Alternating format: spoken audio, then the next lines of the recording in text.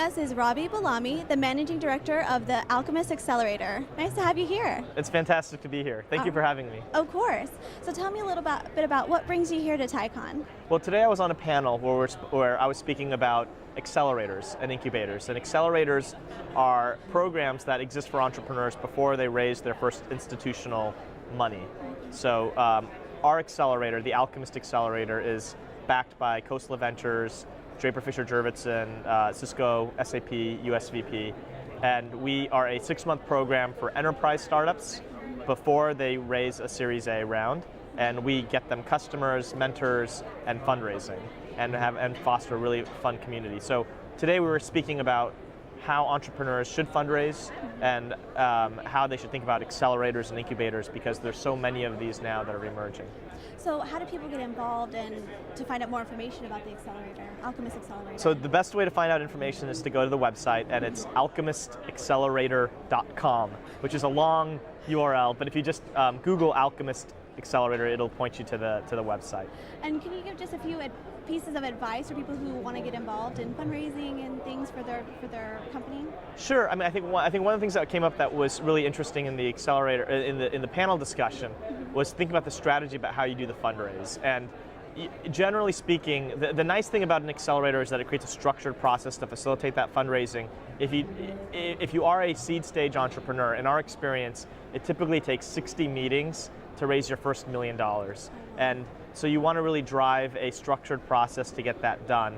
And you really want to be targeting a variety of different investors, because depending upon the type of company you are, it will resonate with some investors but not with others. So our recommendation for entrepreneurs is to think about how many meetings you can take a week. Let's say it's 12, and then divide up that pipeline across different types of investors, like strategic investors, traditional venture funds, seed funds, angel investors, and have an equal number of investors across each type represented each week, and then each week look at your list, see how many you have active. If it's lower than the 12 target number, then feed the pipeline with more.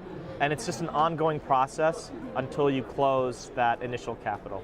Exactly. And it gets the most difficult capital is the initial capital to close. Of course, yeah. And then after you close a little bit of capital, then you can leverage that to close more. With angel investors, we were really strongly recommending that you start with people that you would want as advisors in the company anyways, especially successful advisors who have money, who can invest. Yeah. You'll get more out of them as an advisor if they invest than if you give them equity, and it doesn't waste your time because they're meetings that you'd want to have anyways. And the accelerator is nice because we create an environment where all the investors will be competing to invest in you, and that can help bid up your valuation. And how many companies and investors do you currently have in transition or? Yeah, that's a good question. So we take 10 companies every 3 months.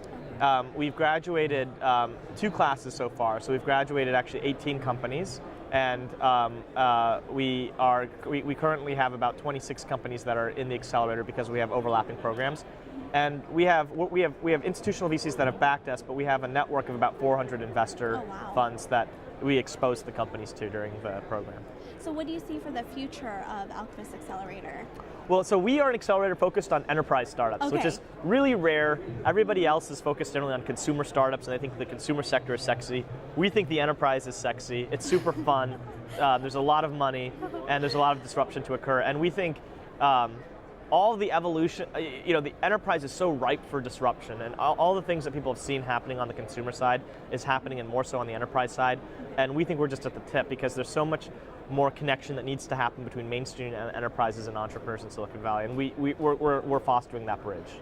And taking it back to TiCon event, yes, you told me that this was the first time as a speaker versus as an attendee. That's right, yeah. So what advice would you give to someone who's the first time attendee? It's super, so the breadth and depth of the conference is something that you won't find anywhere else. It is like India, where it's like it's an assault on your senses because there's everything that you can get depending upon what you want to get out of it. So it is broad and it is deep. And today I was on one panel, which was the entrepreneurship panel. I think there were 3 panels going on, and a panel here is a packed, huge room. So TiCon is, it's like any good sequel. It keeps getting bigger and badder and broader and deeper. And it's an event to come to where there's an ocean of stuff that you can get out of it, and you want to sort of be directed on what you want to get, and if you know what you want to get out of it, it's here. So yeah.